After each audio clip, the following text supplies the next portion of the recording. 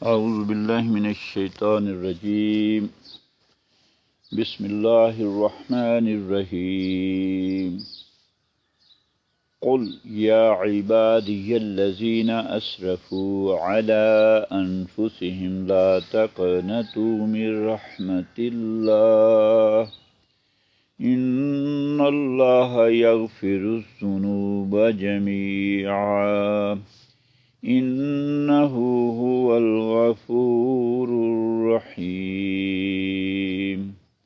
صدق اللہ العظیم۔ رب اشرح لی صدری ویسر لی امری واحلل عقدۃ من لسانی یفقہوا قولی آمین یا رب العالمین۔ سورۃ الزمر 39 نمبر سورہ ہے قرآن کی، اور اس کی آیت 53 آج زیر مطالعہ ہے۔ مختصر سا ترجمہ اس کا یوں ہے، قل آپ فرما دیجئے، یا عبادی اے میرے بندو، الذین اسرفوا علی انفسہم جنہوں نے زیادتیاں کی ہیں اپنے نفسوں پر، لا تقنطوا من رحمت اللہ مایوس نہ ہو جاؤ اللہ کی رحمت سے، ان اللہ یغفر الذنوب جمیعا یقیناً اللہ تعالی بخش دے گا سارے گناہوں کو، انہ هو الغفور الرحیم بلا شبہ وہی بہت بخشنے والا بہت رحم فرمانے والا ہے۔ یہ مختصر ترجمہ، اور اب تجویدی نکات کی طرف ذرا ہم غور کر لیں۔ پہلا ہی جو لفظ ہے وہ ہے قل، اور آپ کو پتہ ہے ہم بحث کر رہے ہیں حرفوں پہ کہ کچھ حرف پر ہوتے ہیں اور کچھ باریک ہوتے ہیں، اور ہم انہی حروف پہ فوکس کیے ہوئے ہیں جو ملتے جلتے ہیں، جن کو کہتے ہیں کہ ایک ہی آواز رکھنے، قریب الصوت، جن کی آواز قریب المخارج، مخرج قریب ہیں، وہ ایک دوسرے میں بدل نہ جائیں۔ جیسے یہ حرف آیا قوف، جس کا مخرج ہے زبان کی جڑ اور تالو کا حصہ، یہ نکلتا ہے قوف، اور یہ موٹا ہے، اور دوسرا کیف وہ باریک ہے۔ اب باریک کاف کے ساتھ اگر پڑھا جائے تو یہ ہو جائے گا کل، اور کل کا معنی ہے کھائیے۔ اگر موٹا کاف ادا کیا جائے تو یہ ہوگا قل، قل کا معنی ہے فرما دیجئے۔ تو یوں توجہ اس طرف کروانی ہے کہ اگر حرف کو بدل جائے حرف سے تو معنی بدل جاتا ہے، اور یہ بڑی غلطیوں میں سے ایک ہے۔ ایک تو ہم یہ ٹھیک کر رہے ہیں، زیر زبر کو صحیح پڑھنا، دوسری غلطی کا امکان ہے اس کو ہم ٹھیک کر رہے ہیں، تیسرا کسی حرف کو لمبا کرنا ہے کسی کو چھوٹا کرنا ہے، یہ بھی بڑی غلطیوں میں سے ہے۔ یہ دو تین باتیں ہیں جو ہم اصلاح جن کی کر رہے ہیں۔ یا عبادی، کل ہی وقت اس میں ذکر آیا تھا کہ یا متکلم، جس کا معنی ہوتا ہے میری، میرے، مجھے، تو یہاں عباد کے ساتھ پھر یا آ گیا۔ ایک یا پہلا آیا، یا یہ حرف ندا ہے جس کا معنی ہے اے، عبادی میرے بندو، اے میرے بندو، الذین جنہوں نے اسرفوا علی انفسہم جنہوں نے زیادتیاں کی اپنے نفسوں پر، علی اپنے نفسوں کے خلاف۔ اب یہ ایک نقطہ سمجھیے کہ انسان بالعموم یہ سمجھتا ہے کہ میرے اوپر فلاں نے ظلم کیا، اس نے زیادتی کی، اس نے زیادتی، دوسروں کو ذمہ دار ٹھہراتا ہے۔ اور قرآن ہمیں کیا کہہ رہے ہیں کہ جنہوں نے اپنے نفسوں پہ خود ظلم کیا ہے۔ تو پتہ چلا کہ نفس پہ، یہ نفس کا معاملہ یا ذات کا معاملہ ایسا ہے کہ ماحول سے متاثر تو ہوتا ہے، اس کے اثرات تو پڑتے ہیں، لیکن اس کا بچاؤ کون کرے گا؟ خود ہی کرنا ہے۔ اور اگر اسے بچاؤ نہ کرے اور یہ سمجھتا رہے کہ یہ اس کی وجہ سے ہوا، یہ فلاں کی وجہ سے ہوا، زیادتی اس کی ہے، تو اس کی اس طرف کوئی توجہ ہی نہیں آئے گی کہ وہ اپنی اصلاح بھی کر لے۔ تو اپنی اصلاح کے لیے ضروری ہے کہ سب سے پہلے تو یہ سمجھے کہ سب سے بڑا تو ظالم میں خود ہوں اپنے اوپر، کیونکہ میری ذات پہ جتنی اقتدار، حکومت یا اختیار مجھے ہے کسی دوسرے کو تو نہیں۔ باہر کی سلطنت میں تو فرمانروا ہیں، وہاں تو میرا زور نہیں چلتا، لیکن یہ میرا 6 فٹ کا وجود، یہاں تو میری اللہ نے حکمرانی قائم کی ہوئی ہے، تو یہ میں نے دوسروں کے حوالے کیوں کر دی؟ یہ ہے نقطہ جو یہاں سمجھنے کا ہے۔ اب دوسری بات جو آئی ہے وہ یہ کہ آدمی جب ایسا دیکھتا ہے کہ میں نے اپنے اوپر ظلم کیا اور میں نے اپنا ٹائم ضائع کر دیا، تو پھر وہ مایوسی کی حالت میں چلا جاتا ہے، جو گناہ ہے۔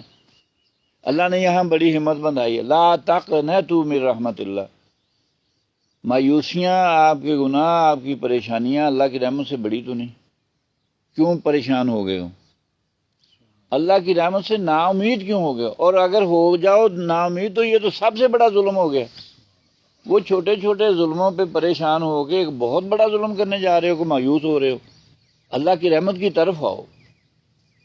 تو ہوتا یہ ہے کہ یا تو بندہ اپنے ریئلائز نہیں کرتا اس بات کو کہ میرے اندر کیا خامی ہے، کمی ہے، کہاں مجھے اصلاح کرنی، ایک یہ اس کا ڈی ٹریک ہونے کا خطرہ ہے۔ دوسرا یہ کہ جب اسے احساس ہوتا ہے، احساس ندامت ہوتا ہے، تو بعض اوقات یہ ندامت اس کے لیے یہ مصیبت بن جاتی، وہ سمجھتا ہے اب تو میرا کوئی چھٹکارا ہے ہی نہیں۔ اچھا جب وہ ایسا سمجھنے لگے تو پھر بھی وہ ظاہر ہے اللہ کی طرف نہیں آئے گا۔ تو اللہ نے وہ درمیانی راہ بتائی۔ ایک تو یہ محسوس کرو کہ جو کچھ کیا تم اس کے خود ذمہ دار ہو۔ دوسرا یہ کہ جو بھی ہوا اس پہ مایوس نہ ہو، اللہ کی رحمت کی طرف بڑھو۔ آگے ہے ان اللہ، بے شک اللہ ہی ہے، یغفر الذنوب جمیعا، جو سارے گناہ کو بخش دے گا۔ اس کے لیے کیا مسئلہ ہے؟ انہ هو الغفور الرحیم، وہ ہے ہی بہت بخشنے والا، مہربان۔ یہ آج کا سبق تھا۔ اب ایک آیت کے سیاق و سباق میں اگر ہم دیکھیں تو پھر آگے جو بات بڑھائی جا رہی ہے وہ یہ کہ اب کیا کیا جائے، اس میں میرے لیے کرنے کا کام کیا ہے۔ وہ اگلی آیات ہے جس کا میں سادہ سا ترجمہ رکھوں گا کہ لوٹ آؤ اپنے رب کی طرف سچے دل سے۔ جب یہ احساس ہو گیا کہ میرے سے کوتاہیاں ہوئی ہیں اور اللہ کی رحمت ان کوتاہیوں سے بڑی ہے، مجھے معافی مل جائے گی، تو پھر لوٹو اللہ کی طرف، اپنے رب کی طرف، اور سرے خم تسلیم کرو اس کے لیے، اس کے سامنے، اس سے پہلے کہ تم پر کوئی عذاب آ جائے، تمہیں کوئی پکڑ آ جائے، پھر تمہاری مدد نہیں ہو سکے گی۔ یہ پہلے اللہ کی طرف پلٹاؤ اور پیروی کرو جو بہترین ہے اس کا نازل کیا ہوا۔ ایسا نہ ہو کہ کل کو کوئی شخص کہنے لگے کہ صد حیف میری کوتاہیوں پر جو مجھ سے سازد ہوئیں، میں کیوں یہ ایسے کام کرتا رہا، اپنے وقت کو کیوں گنواتا رہا۔ اب اس کا کوئی حاصل نہیں ہوگا، لیکن شرمندگی ہوگی اور اس پہ افسوس ہوگا کہ اللہ کے بارے میں مجھ سے کیا کیا کوتاہیاں ہوئیں اور میں تو اس کو سیریس ہی نہیں لیتا رہا، کسی بات کو میں تو اس کو مذاق میں ہی ٹالتا رہا۔ یا پھر یہ کہنے لگو کہ اگر مجھے اللہ ہدایت دیتا تو میں بھی نیکوں میں ہو جاتا، پرہیزگاروں میں ہو جاتا۔ تو اللہ نے تو ہدایت دے دی، اللہ نے تو بر وقت بتا دیا۔ یا یہ کہنے لگے عذاب کو دیکھ کر کہ اے کاش ایک بار مجھے لوٹ جانا ہوتا دنیا میں، یا اللہ ایک موقع اور اگر مل جاتا تو میں بھی نیکوکاروں میں ہو جاتا۔ تو یہ ساری وہ حسرتیں ہیں جن کو یہاں بیان کر کے توجہ اس طرف لگائی گئی کہ یہ اس وقت کام آنے والی چیزیں نہیں ہیں۔ ہاں اللہ نے بر وقت آگاہ کر دیا ہے، ابھی آپ کے پاس مہلت عمر ہے۔ اس پہ ایک تو اللہ کا شکر ادا کیا جائے کہ اس نے یہ مہلت ہمیں دے رکھی ہے، دوسرا یہ کوشش کی جائے کہ اس کی پکار پہ، اس کے احکامات پہ لبیک کہا جائے، اس کی طرف رجوع کیا جائے، خود بھی کریں، دوسروں کی توجہ بھی اس طرف مبذول کرائیں۔ اور یہی اس بیٹھنے کا سمجھانے کا مقصد ہے۔ اللہ تعالیٰ اس میں ہمیں سرخرو فرمائے اور ہماری طرف سے ہمارا بیٹھنا، آنا، سمجھنا، سمجھانا قبول فرمائے۔ ربنا تقبل منا انک انت السمیع العلیم وآخر دعوانا ان الحمد للہ رب العالمین۔ جزاک اللہ خیر و احسن الجزاء۔